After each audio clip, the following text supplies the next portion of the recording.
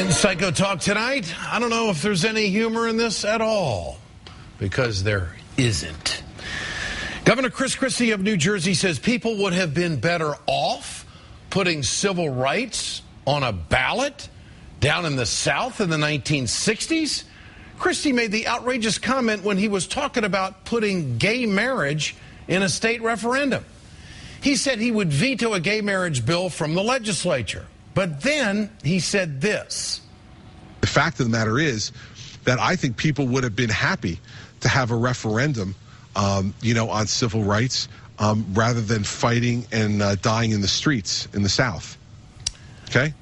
Yeah, okay. There's a guy out of touch, folks. Reaction to Governor Christie's remark was very swift from New Jersey Assembly Speaker Sheila Oliver.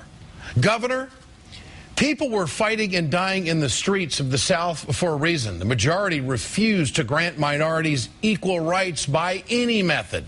From Assemblyman Gordon Johnson, he says the governor apparently doesn't even understand that minorities likely would have been blocked from voting on a civil rights referendum in the South in the 1960s. You know why? Because they didn't have civil rights.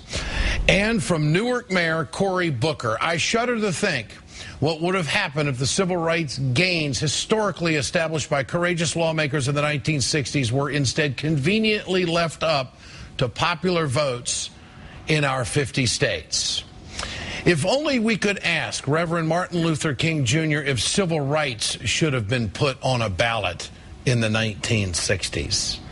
For Governor Christie to say people would have been happy to have a referendum on civil rights is just flat out clueless, indefensible psycho talk.